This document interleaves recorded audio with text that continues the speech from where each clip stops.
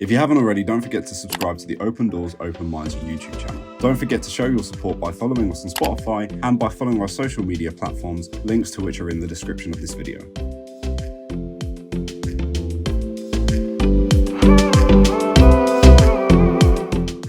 Hello guys, welcome to Open Doors, Open Minds. Do you know, it's quite nice because you said it because I can never remember what it's called. That's why I have to look at the screen, and there's another screen down there as well, so I can actually cheat it a little bit.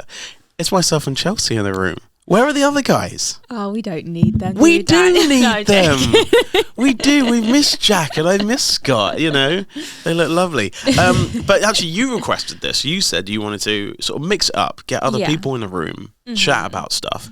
And I always like this nice debates and stuff. And we had a great one with Alex, actually, who works behind the scenes, about dating and online dating. I saw that. I really enjoyed that chat, but I really wanted you to be here. I did. That's funny because I did watch that and I said it would have been good if there was a female point of view on that show, just to speak on behalf of Tinder, myself really, and what my views are on it and stuff. But if you haven't watched that episode, it's a couple episodes back. It's a good episode. Definitely watch it. It's a wonderful guy called Alex, and me and Scott were sort of debating about online dating and who is it for. I think it's not for straight men.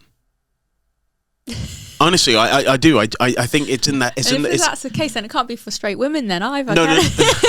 No, but I think you have most of the cards, because I think that most guys go yes, no, right, and most girls go no, yes.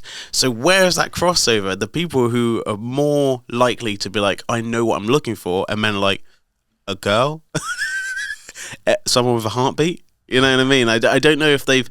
And girls are like, oh, I'd like them to be this height. I'd like them to, look nice. I'd like them to drive. I also think... I don't know, you can mark me if I'm wrong, but I feel like women tend to know what they want quicker in age than what men do. Oh, yeah, because we're immature by like 7 years. So I think sometimes us girls will be on that Tinder. We'll be clicking yes, thinking... because we know what we want, to the ones that we know. Yeah, but how many times you say yes to everything? Everyone. So if there was 100, right, say 100 people on there, how many do you reckon that you would say yes to, just by average? 10? I don't know, because I feel like if I look at their pictures and I see certain signs, so like if they've got a dog and I can see that they're caring, then I might swipe yes, just because I'm like, I'm not going to just judge them on a picture.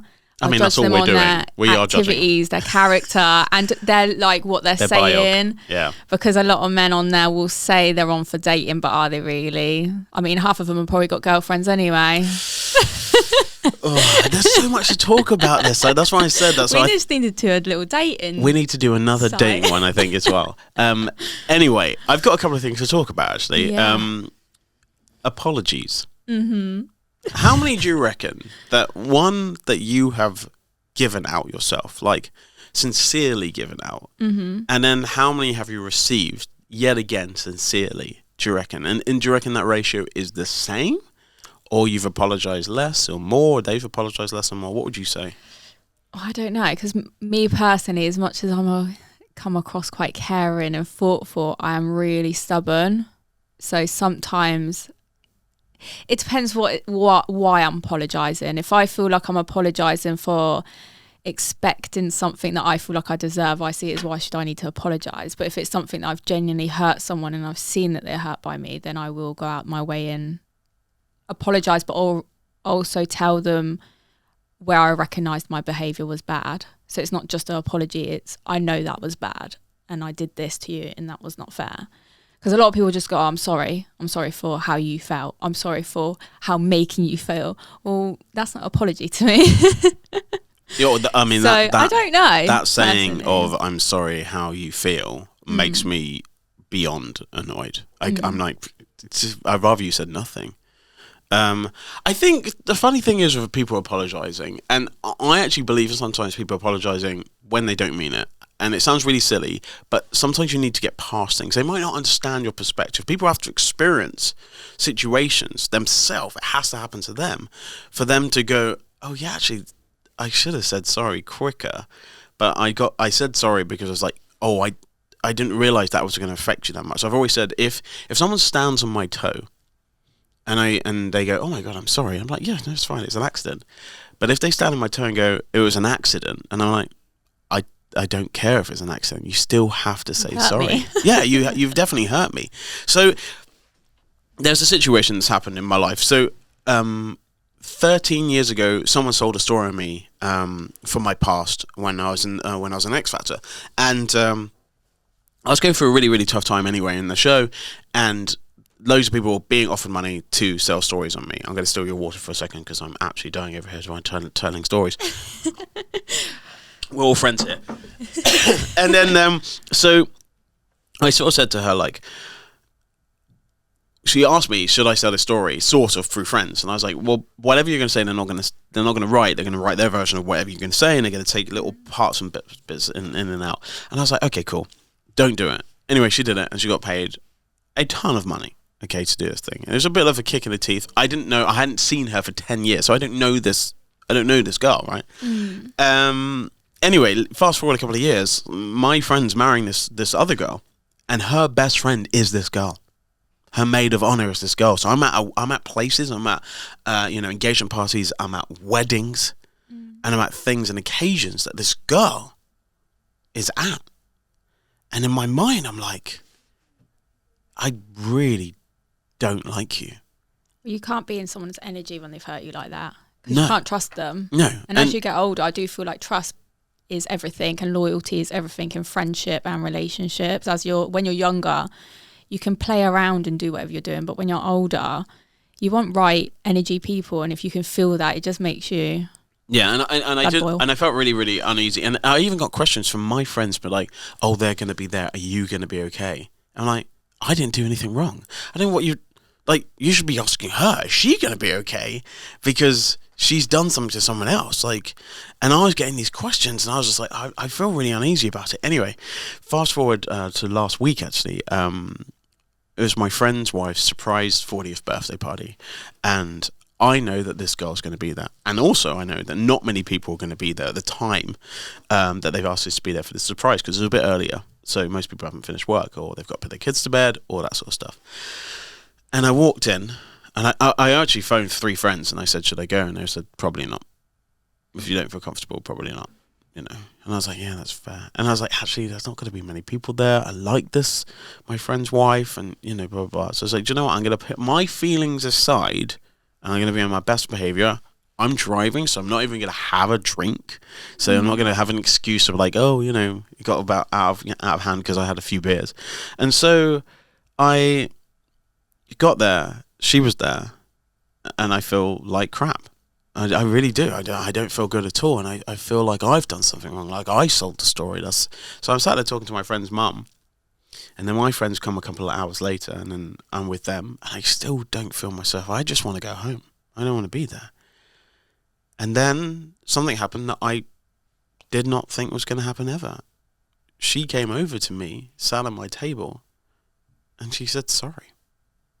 But just sorry? Or, No, she apologised about what happened, and that, there was an opportunity. She said some really nice things about me, but they didn't print any of those things, and, and like, she knows that our paths are going to cross too many times, and none of us want to feel the way that we're probably feeling in the room every single time that someone's birthday, someone's christening, someone's, whatever it is, that we're all going to have to be together. And she said, I'm really sorry, and I know it might be a lot, and it's a long time ago, and I should have done it before, but this is my opportunity now, and I just want to say I'm really sorry, and hopefully we can move on. And I just went, I think it's the first time that I've known anyone to apologise after this amount of time, and to be as sincere as you are. And I asked her, and I went, I will accept that apology, thank you so much for doing that. How are you?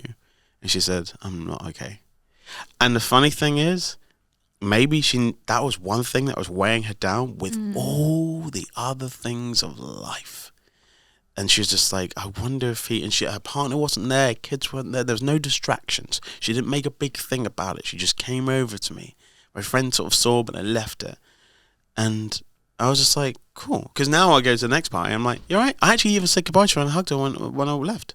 That's good. That's a lot of strength in you, for you to be doing that as well. Because to hold on to it is going to make me feel like sometimes you need to look at the apology and see if it's what it does for you first before either accepting it or not accepting it. Do you need that apology to move on from certain situations of life, or like what have you learned from it? But it sounds like she learned a lot from whatever she's going through right now. Yeah, and just which is quite sad because you've had to go through that yeah period of years. Yeah, but with distractions, I've only had to be in her vicinity for like 3 times in the last 13 years. So it's not like it's all the time. But in those 3 times that we have seen each other, she's taken to the 3rd time. She could have reached out before, but it's kind of hard and strange. Blah blah. I didn't have my number. You could get it. Don't have my email. Whatever.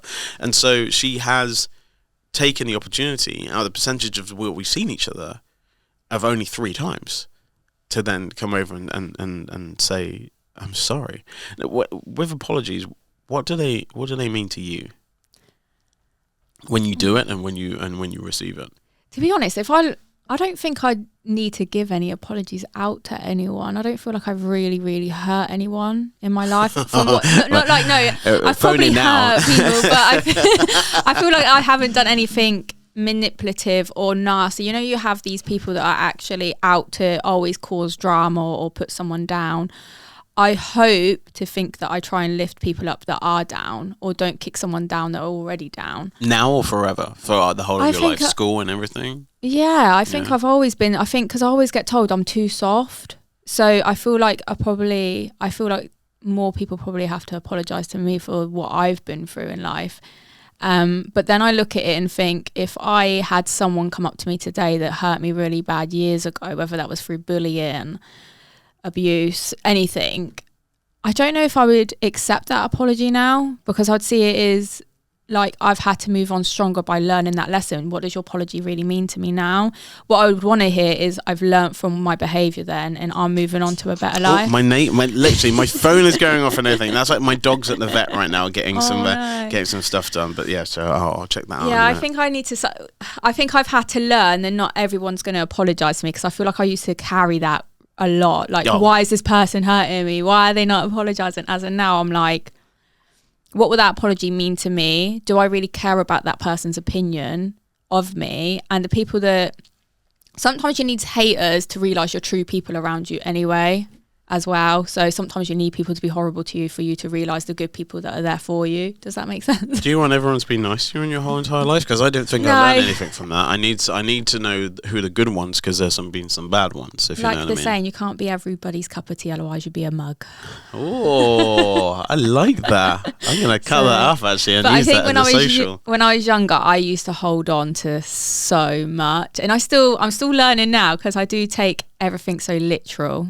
Okay. And I police my own thoughts all the time. So I think it's just a me that's trying to progress to, what does Chelsea want? What does Chelsea like? And do I need to deal with that behaviour? And if they're going to carry on acting like how they do and they don't apologise, well, that's more on them.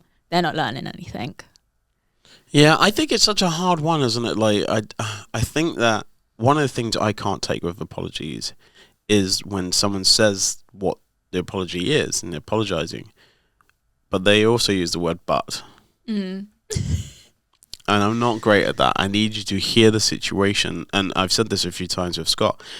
This analogy is a bit weird, but if you have children, you might understand it a little bit more. But sometimes when you're having arguments, I want you to argue about the argument.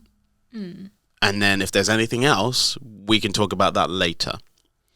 If you start mixing Play-Doh colours of red and blue, if you put Play-Doh together, you can't pull it apart without some of the red being in the blue and the blue in the red, and then now it's now a little bit purple, right? I say this to my partner all the time. I want you to talk about the thing that's the problem, and if there's something like, and actually last week, don't bring it up what last week was. We either brought it up before or we talk about it later. Don't try and add stuff to our argument so we never fix it. It annoys me. It annoys me too. Don't worry, I feel like me and you are the same, Daniel. Because I'm like, why, if I'm coming to you with a problem because I feel a type of way about it, it could be that I'm coming to you for reassurance or for apology because I wasn't liking the behaviour that you were giving me there and then. But I don't expect someone to be like apologetic where you got to bend over for me for the whole week to apologise. I just want you to see that that was a boundary of mine and I felt like you crossed it.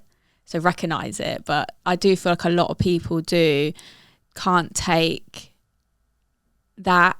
They feel like you're attacking them and then they go on like defense, and then they go, but you acted like this then, and you acted that, and it's like, hold up, you didn't mention that when I was doing that, so why is it a problem now? Because you didn't mention it, I'm mentioning mine, you're not mentioning yours. So yeah, I'm bringing the point to you in the moment when I'm upset or when I've calmed down, and I'm bringing it to you, not with other things, just this one thing.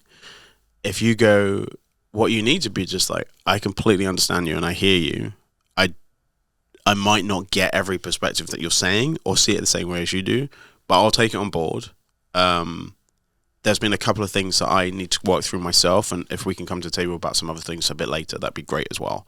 Now, in the heat of the moment, most of us are just shouting and swearing. But do you know what? How annoying I don't know. Everyone thinks that they want this, right? But if you're annoyed, right, at a situation, and they're like, "I hear you. I take that on board. Thank you for telling me, and we'll work through it." I'd be like, "No, shout at me back." Stop with that voice. We're not on a podcast. I want a bit of shouting back. I need something back from you. Need some passion. Yeah, if you just give me, because my ex just went into like a bit of a turtle shell. Like I couldn't, if I was upset about something or passionate about something, he would just disappear, and I'd be like, "Oh, bye." I'm not gonna get for anything from you. And I was like, "But I want you to kind of just go." No, you know what I mean? Because otherwise I can get too carried away with myself. I need people around me that kind of go, and shut up. And I'm like, oh yeah, okay, that's fair. But I've always tried to put in a code word of shut up, right? So you don't say shut up, because that doesn't help a situation when they, especially if other people are around. So I've always had the code words like, I'm going to make a cup of tea, or do you want me to get you a drink? Or something like that, which means shorthand, shut up. I'm right? going to take a minute. You're going too far. I'm going to leave to give you something, so you have to like literally sip it. Just shut up, all right? And that's what I'm doing, so but without saying shut up, because other people might be around, and you might be on your high horse about something, and they were like, do you want a drink? And in your mind, you were like, oh yeah, I gave it. So they can't give you the code word. You have to give them the code word to use. Oh, okay. Right? They can't give you and say, I'm going to say, when you're ranting, do you want a drink? You're like, that's not going to work for me. But you have to figure out what calms you down and you're okay with to hear when you're like, and they're like, do you want a drink? You're like, yeah, actually I do. Okay, cool. I'll stop. It's gone too far. Yeah. Because sometimes I do feel like, as humans, especially when you care about someone and you're in that, like, friendships and relationships and family ships. A lot of ships there. Fine. You do get a bit caught on emotions, and sometimes the matter is actually so small, it then gets so big, and then you're looking at it thinking it might just be the case that you're both thinking the same but you're just addressing it wrong, or you're both thinking the same but you're moving it wrong, or you both might not think the same value or understanding on that situation, and you're it not can meant be, to. yeah, it can be easily sorted, but I feel like, yeah, it gets a bit messy sometimes. I don't want agreeability all the time. I don't want people agreeing all the time with me. I need people to be like, because then what happens is that in the middle we meet, and right in the middle is where there's pressure, and well, diamonds are made through pressure. You know what I mean? Like good ideas, because what you have in your head is all made up. You think, oh, that because it benefits us. That's not many times that we come to conclusions that don't benefit us or the closest ones to us, even if down the road it makes life worse. You know, a couple of people, you know, you have kids and stuff like that, like they'll be like, oh, I don't want to hear them cry. You're like, yeah, but if you go to them every single time, they're crying for you to go to them now. That's what they're doing. For my first, yeah. Oh, everyone learns that for their first. They're like, everything for their first, everything. Their second, they're like, hello? You're like, no, not listening. You're like, but I heard for the first one you came every time they cried. You're like, yeah, I've learned that. Makes no difference. Now I've made you needy. Half the time the second one's just ruthless. They don't even need the cry. No. And that's the funny thing is, you know, I've noticed like with my friends' kids and family kids that they literally come out of the box with a personality, like straight. You can see it in their eyes. You're like, you're this person, and they'll do something as babies. You're like, and then they grow into this person. You're like, you're the same as what you were when you were an actual baby. Yeah. To be fair, Leah's like that. Even when she was in my tummy, I used to call her escape artist, because she literally well, she wanted to come out early. Yeah. She clearly did. She's very like demanding, as in, but in a good way. Yeah. She's exactly how I'd always want my daughter, which is amazing, but very hard work. Well, they do say that you get the children you deserve. So, and you also get the children that you can cope with. So when you feel like you're having a tough time, you're like, but I can get through this. And in a week's time, you're like, I did. Because you have no other choice. When I look at my kids, I do look at them and think Kobe definitely changed me and changed my look on life. And Aaliyah's grown me and made me see more. I think because she's a female, my views and stuff are totally different now to many things. But we've gone off subject now. No, it doesn't make a difference because we can go off subject. That's what it's all about. Do you see yourself raising a little boy and a little girl, or do you see yourself raising a little man and a little woman? Like, in the sense of, like, are you raising them to be good grown-ups, or I hope to guide them as much as I can so they're ready for the world, not cuddle them into is it mollycoddle them? Yeah, mollycoddle. So they're too soft and because the world's so different now, as in, like, if I look at my mum's generation to my generation, I feel like we need to be not tougher on our kids, but really explain things to them that boundaries. So and they understand more because they see too much too soon now. So they do grow up 10 times quicker now than what we did as children. So I think it's more preparing them a little bit for the worst. So they're prepared and so they're strong, so they know what to do rather than rely on someone else or run and hide as such. I try and get them to kind of face their fears. And what are you preparing them for? That'd be interesting. I think Kobe is a real softie. So I'm trying to, because he's one of those that he'll see a challenge and he won't do it because he'll automatically tell himself he can't do it. You definitely can't do it if you don't do it.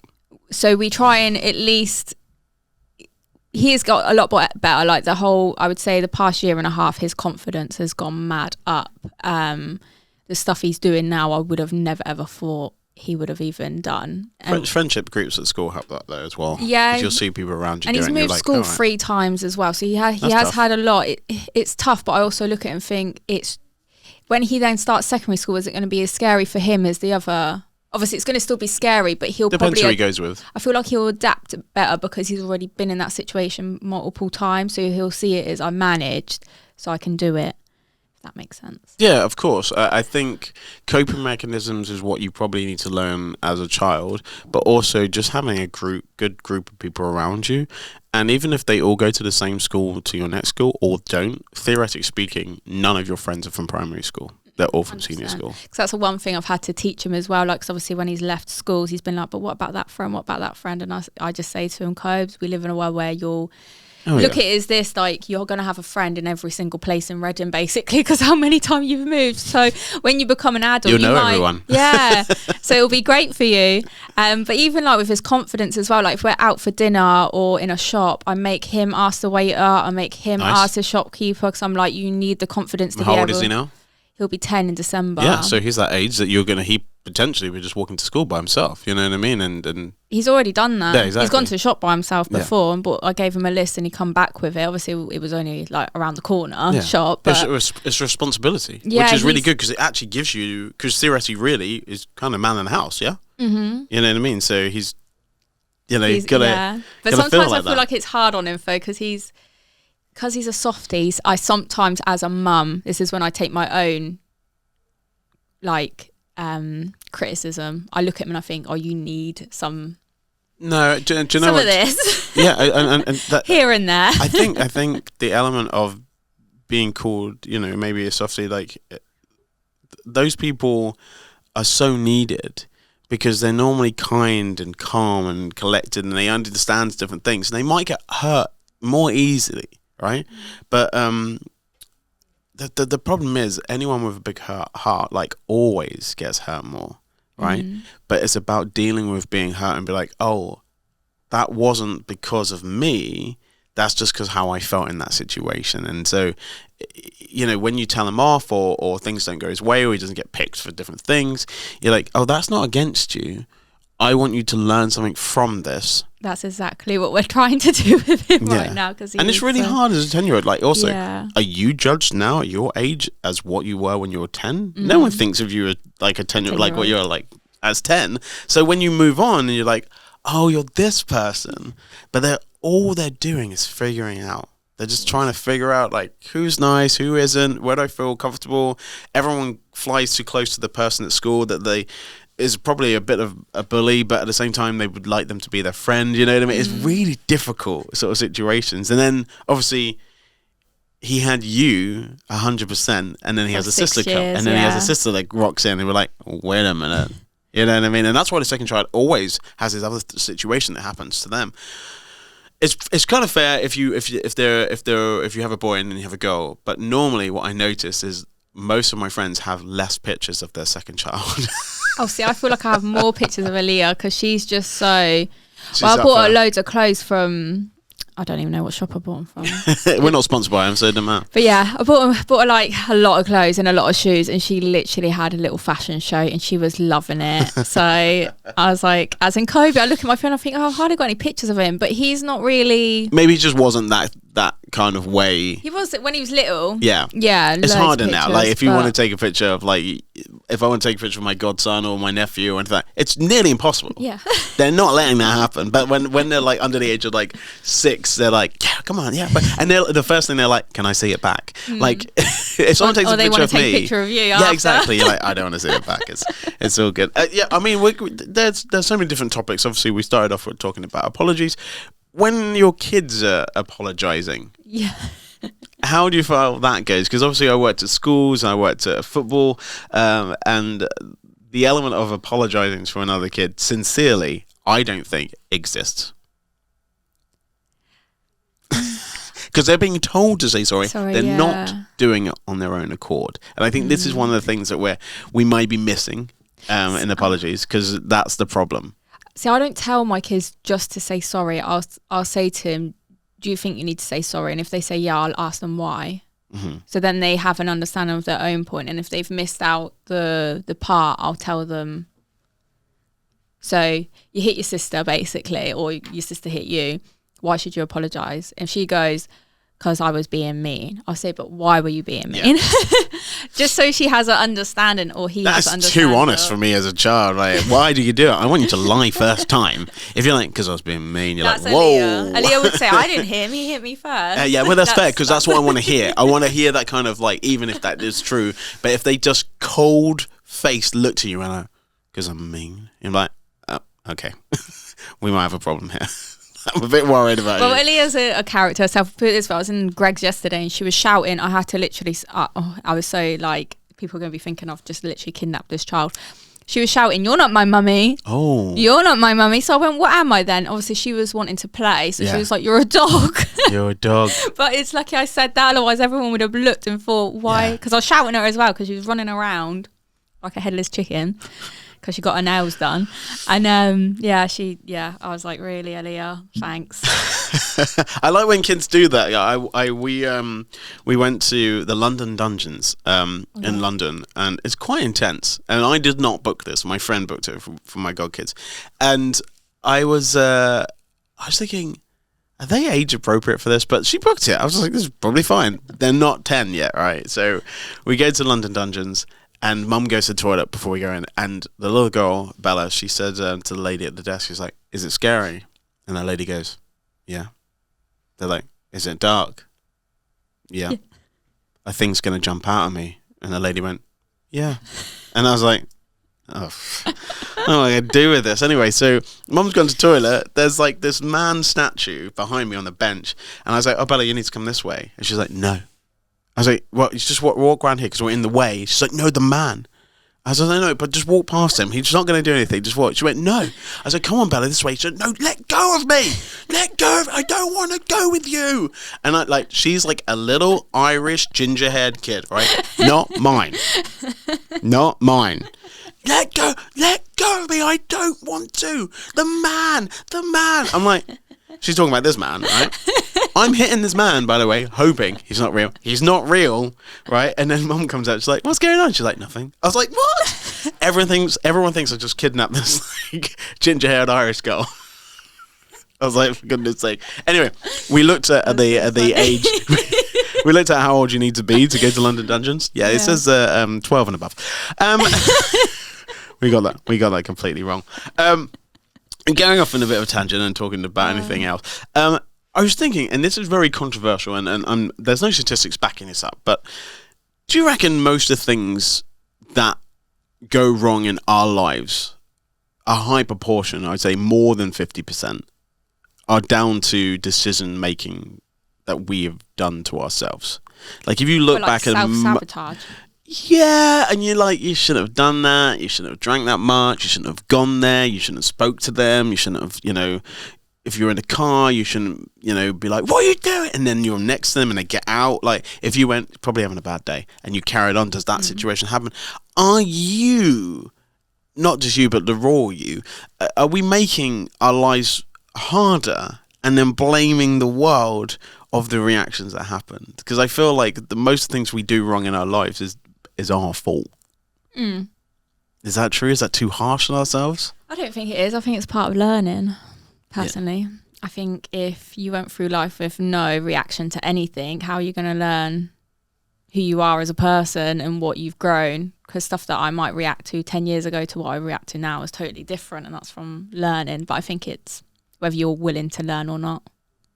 Yeah, I think if you look back at most of the decisions that are made, I will look at that. I didn't do it properly. I cut corners, or I didn't do it properly when I started. So pretty much like if you don't do the work, then it's going to come and get you. Yeah. And if you do the work, then you're like, oh, it's already done. It's like if you've done your homework and you say to your kids, have you done it? And they go, yeah. And you go, show me. And they go, yeah. And you go, oh, you've done it. Can I go out and play? Yeah. Yeah. How easy is that? That'd be an easy life. But it never works that way. But we know the cheat code. We physically know the cheat code to make our lives easy, and we seem not to use it. Is there a reason?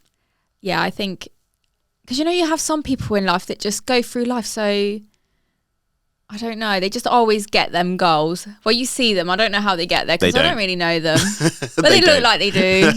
Compared to you, they might do. Yeah, but I think you don't see the work. Because I look at myself sometimes, obviously, I don't want to talk about myself all the time. You can, please do. That's what we're here for. But I feel like, obviously, with my business, I am terrible. I've got about 1,000 pictures of nails on my phone, but I don't post them, and I don't, simply because the captions, I get terrified of spelling something wrong and someone telling me that it's wrong. Why don't you just read into your phone? Because I'm not that clever, Daniel, and I don't know technology as well as you. Well, why didn't you just reach out and just ask people? Because the funny thing is... That's another thing. I'm terrible. If you ask my family, they'll go, one Chelsea's starting to learn is she can ask for help. I think because of school, I had to fight so much to get somewhere that I'm so terrified now to ask for the help to get there now. Do you think anyone who put the business together do it on their own? No, which None this is of them what... do. I'm like starting to How many people learn. are doing this? You know what I mean? We've got 2 people stand outside. There's other people that work on this. There's another person editing this. Like, if we had to do it on our own, we couldn't do it. We self-sabotage our own thoughts to tell ourselves that it's not good enough. And I think the society today makes it 10 times harder for the people that are trying to heal and trying to move up the scale a little bit. So I'm trying. I've created a whole new website myself, which I'll be posting hopefully this week. I've just got a few family and friends looking at it and seeing what they feel about it. I'm now going to challenge myself to at least post. Nice. Good.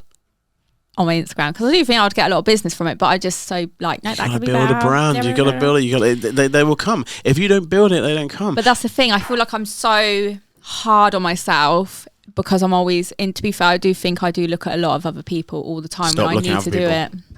Just do the stuff that you think that would work for you and just do it. Don't overthink these things. I know that's what you're going to do and you're going to go there. So someone sort of had a conversation and I kind of came up with this analogy, as I always do come up with different things. If someone is drowning, right, and they don't say they're drowning, they're probably going to die. But if you're drowning and you say, help, I'm drowning, people are going to come and help you. Right? That's the same with everything else in our life. So if you say, hey, I'm not great at doing these captions, they'll be like, I find that well easy, I'll just do it. You know what I mean? And you're like, what? You're like, yeah, send me the picture and voice note me what you want. I'll just do the caption. I'll make it there. AI now exists. Yeah. They'll do it for you. But I'm just terrible at everything, to be fair, when it comes to stuff like that. Well, you're but terrible because you're terrible, and this comes into the last thing we might talk about, but is repetition. The least you do it, you're not going to be good at it. The more you do it, you're going to be good at it. So your nails, the more you do them, the more I'll be better. You're better at them. Yeah. Because you've done it how many times? How many hours have you ever done nails? If you think about it in your life, how many hours? Loads. And I said this to Scott before. When you go to an older person's house and they make like a Victoria sponge, right? And it's amazing. You're like, wow, this is great. Going to come to your house for cooking and baking, stuff like that. The reason why it's great is because you're eating number 99. You're not eating number 1. Yeah. Or even number 5. Or even number 25. You're eating like 105. That's how many times they might have just done that cake. And so you've got better because they've replicated, they repeated, and they've got better. So if you got to a point that you're like, I'm going to ask for help, I don't know what I'm going to do here, I'm going to take this picture, I would like it to say this is what I want it to say, bang. Because that's a business. Because you don't build it by yourself, you build it with everyone else.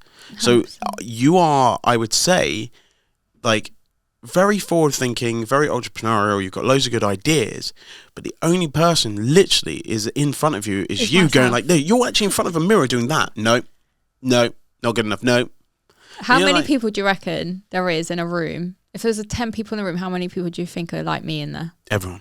Do you feel like you're like that then as well? No. Okay, I'm going to ask the viewers then.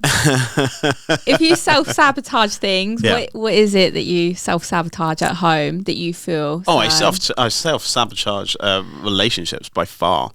By far. I probably would... dating as well. Like, I'll go on dates all day long. All the time. It's fine. But I'll just see something in someone and there just won't be a spark or a click. And I'll be like... But I'll always tell them. That's good. I'm never going to really leave them overly hanging. Unless they become possessive. Then I need to... But if I keep on replying, they think they're still like, but maybe. You're like, no, it's a no. Right? It's a no. Like, we can hang out, but even then you'll be like, are we hanging out because, like, maybe? You're like, no. We're not. So you have to... Expectations on people. You can't treat everyone fairly and nicely exactly the same. But if you... I went on a date not long ago... Met someone so lovely, really nice connection. Everyone's going through stuff. I completely get that, but I felt there wasn't a romantic element. But I was like, oh, I still want to talk to you, and like, still, I think that's going to be too hard for them for now. Maybe later when they meet other people, like actually one of 4 dates are all terrible. Ours was like the best one. I'd still want to chat to you. I'm like, that's cool. I'm not going to give them a hard time, even if they send me a message and it's quite like, well, you should have been honest. Blah blah blah. They didn't do that, but I'm like, it's okay. It's okay. You wait. You just wait. You know when you think you're in the worst relationship ever and you get another one like, no, this is the worst. You seem amazing now. I thought I had it bad with you, but this one is crazy. And it gives perspective. You're laughing because you know it's true. Yeah. There's this perspective of just like, you know, and you know, it brings us full circle with, you know, online dating and stuff like that. I don't know how much you've ever done on online dating and how much you felt with it. I've gone on and off online dating and everyone does. I just feel like it gets so boring after. Yeah. But only if you meet one person, like you don't meet them if you don't try. Yeah, but I feel like I'm just better in person. I feel like I like feeling off energy and the vibe and if they're similar in certain areas, because I feel like on the phone you can just... And I like to work out someone's communication skills as well, because a lot of people communicate differently. Like some people like to communicate through text. Some people like dealing with things head on. And if you're a head on person, you're dealing with someone with text, it just doesn't, I just don't feel like it really works very well. Yeah. It's tough because for a text, if you text someone and they don't text you back, but you've seen them and they're completely fine, they're like, yeah, how are you doing? You're like, you're just not a texty person. They're like, no, hate text. And you're like, oh, I thought you just hated me. They're like, no, why do you think I'm here? Like, oh, I just made up this whole complete story about why you don't like me. I've wrote a song about it. Like, I thought I was being ghosted, so I wrote a song called Ghosted, pretty much. And then they just messaged me like, you all right? I was like, oh, yeah, no, fine. Don't listen to my Instagram's last post. It's not about you. It's about you. So sorry, it's about you. How could You ever be ghosted, Daniel? Because there's different vibes. When people are on like Tinder or Hinge or anything like that, you're not talking to one person. Talking to loads, and then you got to cut through, like, and then you're like, and then they have this thing of like, do you want to talk on Instagram? Do you want to talk on WhatsApp? So you're kind of giving your number, or you're giving your. It's quite hard though when I say, do you want to talk on my WhatsApp or Instagram to me, because they'd be like, what? You're verified. Who are you? And they're like, oh yeah, that's just go through my feed and you'll just see yourself. I come off to explain it. Who was it that asked me the other day about you? Yeah. We were trying to work out how they knew you. Oh, I never liked that. And I'm like, have you not seen Postcode Lottery? Oh, is that what it was? The funny thing is like everyone gets mistaken for everyone in those situations. I've had a few people ask me if I'm famous. Just you are famous. Come on, we've got over 5 views. We're doing all right. Keep going. We've not got to 100 podcasts yet, but we're getting there slowly. How have you felt about sitting here being quite open? I feel like you've come quite a long way, to be honest. And I want to see more of you, Chelsea. I want to see more chats and more people in the seat opposite you and you guiding that, because I love Jack and I love Scott and I think they do great content, but I really do love watching yours. I think you come across so nice and soft but genuine, and you have something to say as well. Yeah, I feel like I need to get on it more. And this is why I said maybe switching it with all of us. That's why we're here now. It might just build up character for people to then feel more comfortable to just choose whoever they want to choose. Yeah, it's hard though to get guests, isn't it? That can sit in front of you, chat, interesting story. That's. And it's whether they feel comfortable as well. Because obviously I remember my first one and I remember the nerves. Like I say to them all the time, but I think, like I always get the question, but I think I'll be really nervous. And I'm like, you will? Like, I'm not going to lie to you. I'm not going to say, oh no, you'll be fine. Absolutely fine. You're going to be amazing. It is nerve wracking. But I just say to them, like, once you know the message you're wanting to send out and the story you want to send out, then put it all together. It comes across quite relaxing. And then you'll be like leaving and be like, oh, I want to come back. Exactly. And that's what you want, is sort of part 2 and stuff like that. So if you do want to be a guest on this, please message us. You can message us on here, on Instagram, wherever.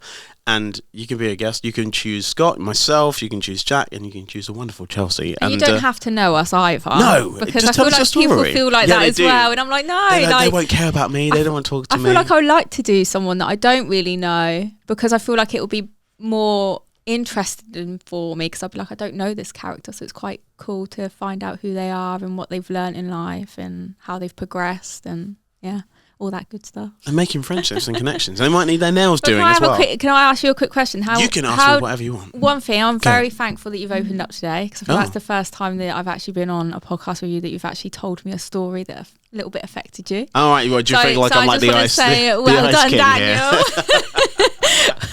Because things don't affect me daily. They affect me more like parts. You know what I mean? It's not. I don't look at everything that's bad and good. It has to be kind of bit of both. You know what I mean? And there's always stuff going on. Did that apology make you realise all the hurt that you did go through back then, since you've grown from it?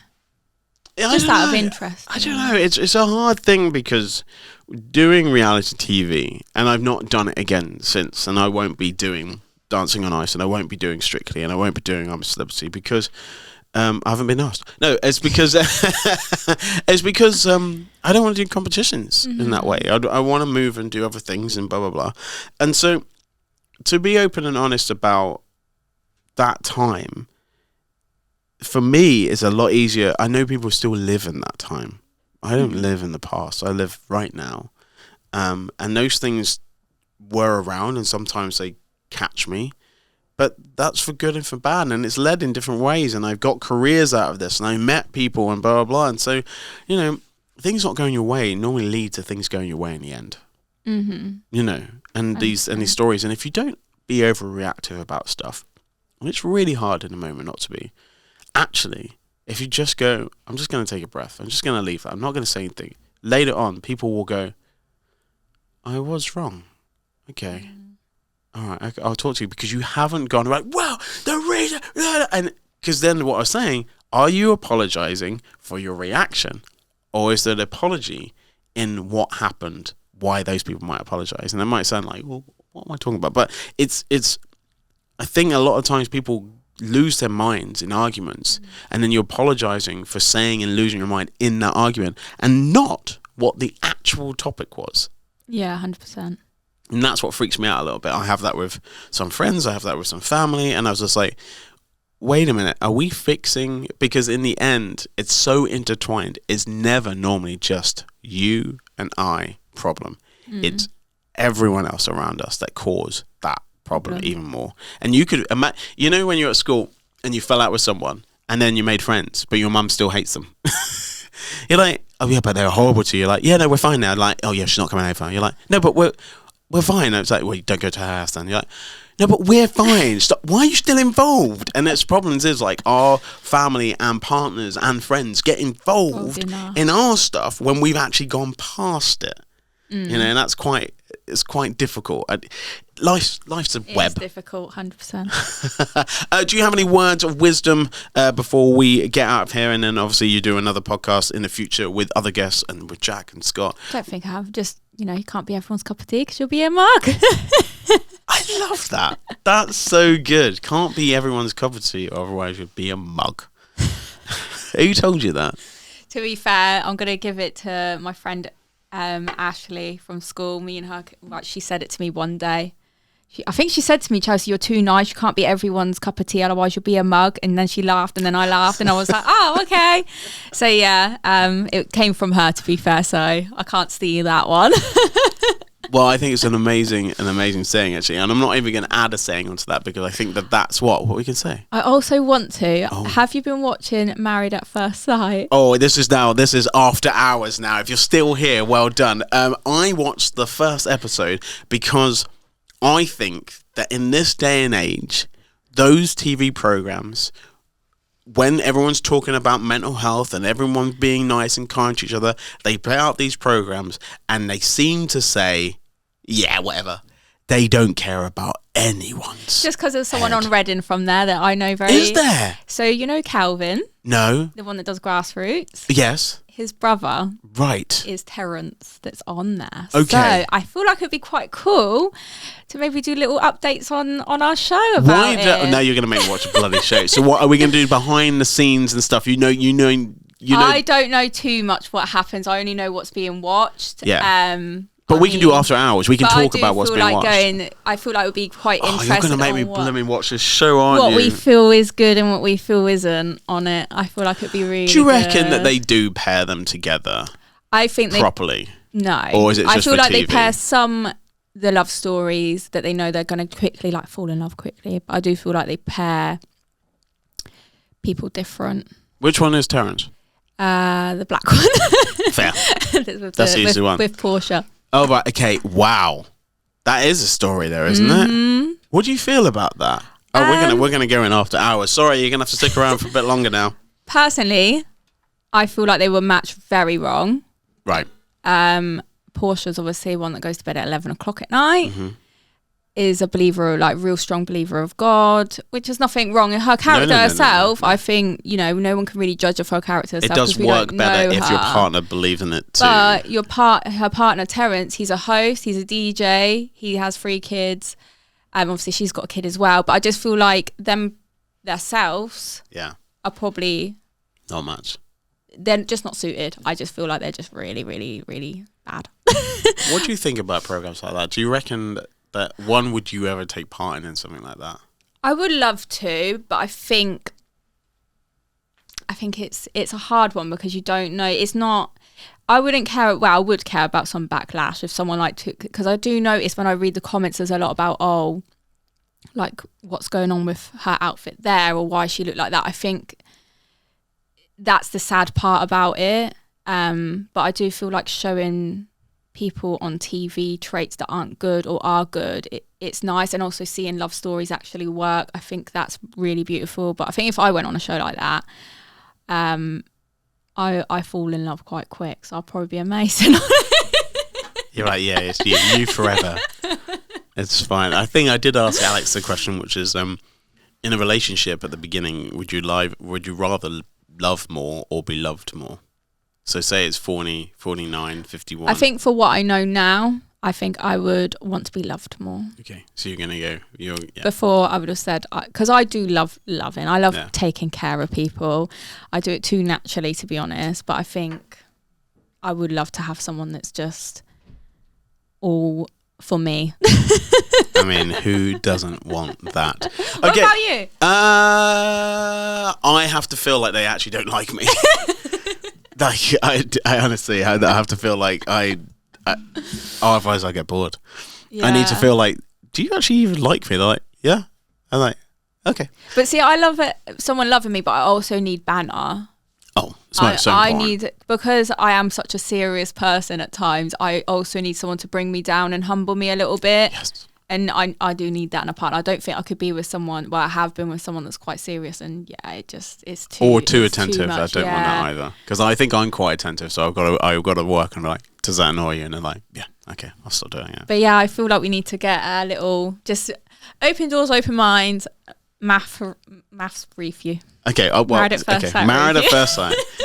We'll do some nice little snippets. If you want us to talk about Married at First Sight, and we have the inside, obviously, because the show's filmed already. I have asked if Terence would come on, and he did say he'll think about it. So, no spoilers, of course. We won't do any but spoilers. I mean, I don't know if you'd have much to say about mental health as such. I don't know how much he struggled on the show, so it would be quite He's cool just to have talking about, him. we call mental health stuff, we call it life, and everyone's living one right now, so don't worry about it. Chelsea, this has been But yeah. fun. We need to do this again. Hopefully you can, do this with Jack and do this with Scott as well, and talk 100%. about loads of different things. I've got a mug here. I'm not a mug, but I do have a mug. There's nothing in it. It's You fine. just like being treated like one. I do like I do a little bit. Don't treat me too nicely. Thank you so much for watching and listening. If you do want to be a guest on anyone's show, all you have to do is message into the show, and you could be in this hot seat. Mine's quite warm right now. I feel like I've been sat in it for a little while. He turned the heating up a bit too much, didn't he? No, it's a bit warm in here. It's all good. We will see you next time. Bye bye. Bye.